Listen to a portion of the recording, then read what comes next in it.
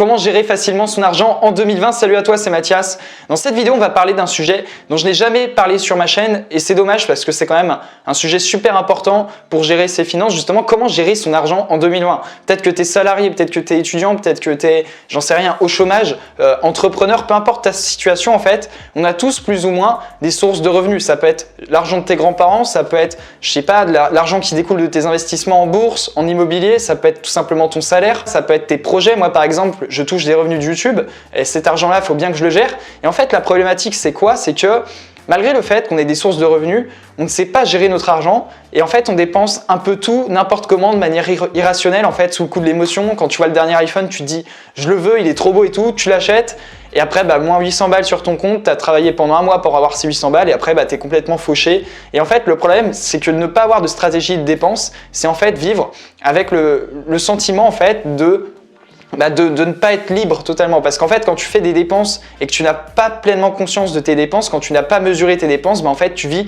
avec ce poids. Tu te demandes à chaque fois, est-ce que je peux me permettre d'acheter ça? Et en fait, c'est pesant cette situation, c'est stressant. Parce que le problème, on est d'accord, malgré le fait qu'on touche des revenus, c'est qu'on est tout le temps à découvert. Ou souvent, c'est sûrement une situation qui t'est déjà arrivée. Voilà, peut-être que tu es étudiant, t'enchaînes les soirées le jeudi soir et à la fin du mois, tu te retrouves et tu te dis, merde, j'ai plus d'argent. Et là, c'est le caca. Et donc justement, pourquoi on se retrouve souvent fauché? Ça dépend, il y a plein de facteurs qui font qu'on est fauché. Déjà, on ne voit pas l'intérêt d'épargner. On se dit à quoi ça sert d'épargner puisque l'argent, c'est fait pour être dépensé. Ça dépend des caractères, des tempéraments. Il y a des gens, dès qu'ils ont de l'argent, ils le claquent dans tout et n'importe quoi.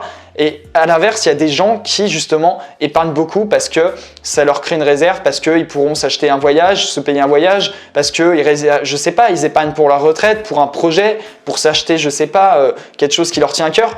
En fait, il y a des gens qui épargnent très facilement parce qu'ils savent que le coût d'épargner, en fait, ça va leur permettre de se faire plaisir plus tard. Et il y a des gens, au contraire, qui n'arrivent pas à épargner parce que pour eux, l'argent doit être dépensé pour se faire plaisir instantanément. Ça dépend des tempéraments, des personnalités. Il y a aussi des gens qui aimeraient épargner mais qui n'y arrivent pas. Ça existe aussi parce qu'ils n'ont pas de solution, de stratégie efficace qui leur permet de tout simplement gérer leur argent efficacement et ce qui fait qu'en fait, ils se retrouvent à la fin du mois en difficulté. Et moi, dans cette vidéo, je vais te donner un système en 3 étapes très simple. À chaque fois que tu vas percevoir tes revenus, tu vas appliquer ce système en 3 étapes. Donc le système en 3 étapes que je te présente, tu vas devoir pouvoir l'appliquer chaque mois, à chaque fois que tu vas percevoir tes revenus. Et moi, c'est simple, depuis que j'applique ce système, ça fait maintenant 6 mois, depuis que j'applique ce système, j'ai pu économiser, mettre de côté 3 000 €. Je ne mens pas, grâce à mes revenus YouTube, j'ai pu mettre de côté 3 000 € grâce au système que je vais te présenter. Alors imagine si là, tu avais 3 000 €. Si là, tu avais 3 000 € dans ton compte en banque, que tu pouvais prendre à n'importe quel moment, je sais pas, en cas de nécessité ou pour te faire plaisir. Ça serait juste génial et c'est vraiment un système qui demande peu d'efforts, peu de contraintes et c'est pourquoi je vais te le présenter dans cette vidéo. Donc sois très attentif, le meilleur est à venir. Donc tu vas pouvoir appliquer ce système dès la fin de cette vidéo, ça c'est la bonne nouvelle, c'est très simple à mettre en place et super efficace. Donc le système dont on va parler aujourd'hui, c'est la règle des 50, 30 et 20%. Donc en fait, il faut que tu vois cette règle comme une tarte. Donc tu prends une tarte, tu vois, je sais pas si tu imagines un camembert, tu vois, avec dedans 50%, 30% et 20%. Et en fait, on va gérer nos finances à partir de ce système. Donc 50, 30 et 20%. Donc déjà, à chaque fois que tu vas percevoir des revenus, ta source de revenus, peu importe quelle qu'elle soit, on s'en fout, tu vas la diviser en 3 parties, donc en 50%, en 30% et en 20%. La première partie, donc les 50%, ça correspond aux besoins de première nécessité.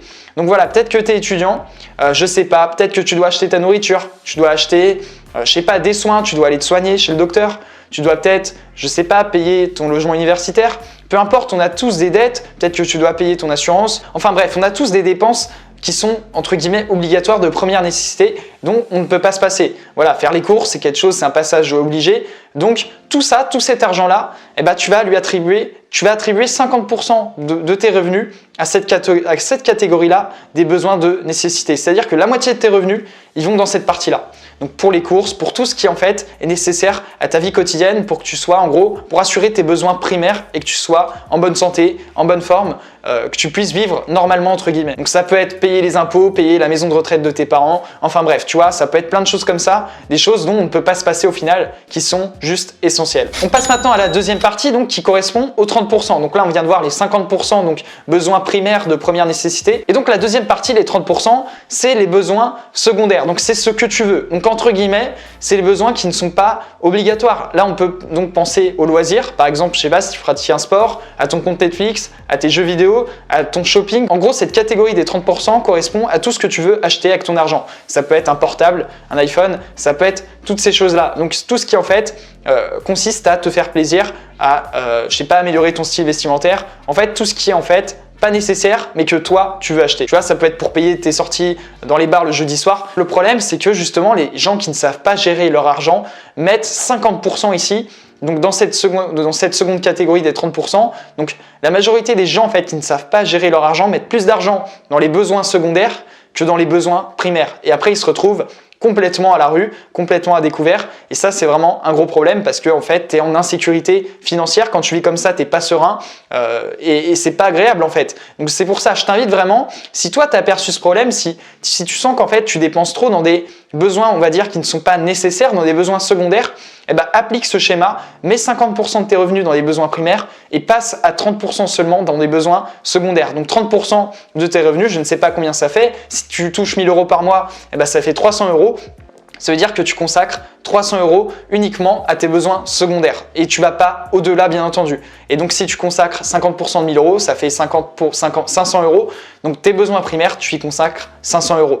Donc voilà, besoins secondaires, tout ce qui te fait plaisir. Et bien entendu, ce n'est pas des besoins nécessaires. Et le problème des gens justement qui ne savent pas gérer leur argent, c'est qu'ils mettent trop d'argent dans cette catégorie des besoins secondaires qui n'est pas nécessaire. Et enfin, la troisième et dernière partie, les 20% restants correspondent à ton épargne. Donc qu'est-ce que j'appelle l'épargne? Ça peut être par exemple économiser de l'argent pour, je sais pas, pour te faire plaisir plus tard, pour te payer un voyage, pour des projets perso. Voilà, ton épargne pour toi, pour ta retraite. En fait, c'est de l'argent, entre guillemets, que tu mets de côté, que tu stockes pour plus tard, pour un imprévu ou pour quelque chose, pour un voyage. Voilà, vraiment pour quelque chose à plus long terme, quelque chose d'important entre guillemets pour toi. Ça peut tout simplement être pour des dettes à rembourser. Peut-être que tu dois rembourser un pote depuis très longtemps et donc tu fais une réserve, t'épargnes chaque mois pour pouvoir rembourser ce pote. En tout cas, il faut bien comprendre que le fait en fait d'économiser, le fait d'épargner, c'est soit pour toi à long terme, à plus long terme, soit pour rembourser quelque chose. Et donc, c'est vraiment une partie également qui est primordiale. Et crois-moi que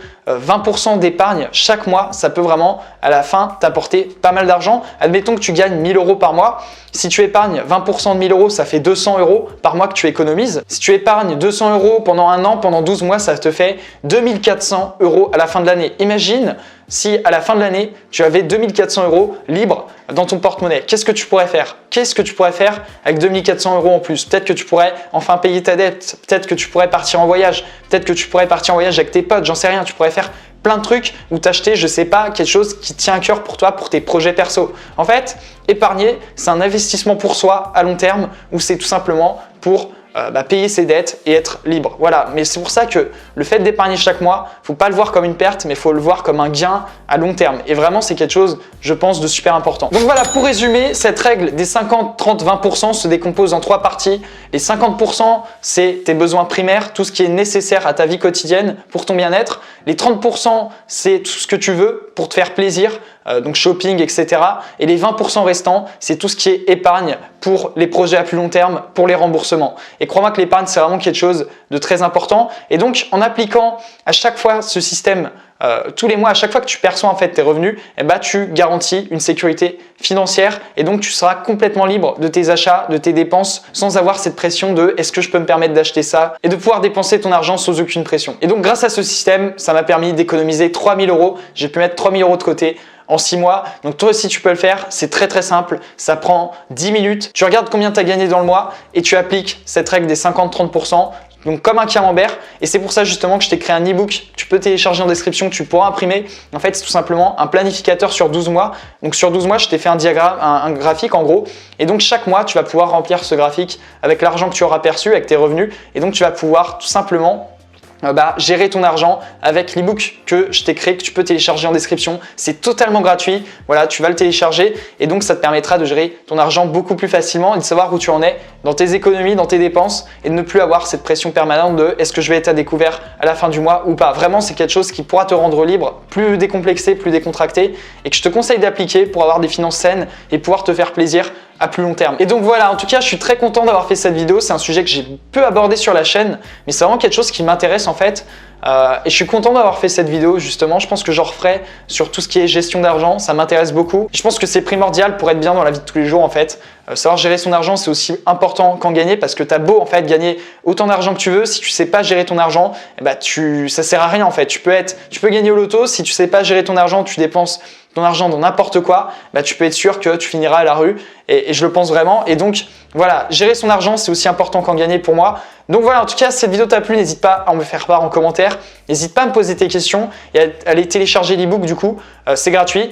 Et voilà, en tout cas, si tu veux plus de conseils, je t'invite à t'abonner à la chaîne, à lâcher un petit pouce bleu et à partager la vidéo. J'ai encore beaucoup d'autres vidéos à te faire pour gagner de l'argent en ligne en 2020 et pour gérer ton argent également en 2020. Voilà, donc ce schéma que je t'ai présenté dans cette vidéo s'applique donc à tous, que tu sois salarié, étudiant, entrepreneur, peu importe, au chômage. Même que tu sois un enfant, enfin un adolescent, j'en sais rien. Voilà, c'est vraiment important, je pense, de gérer son argent.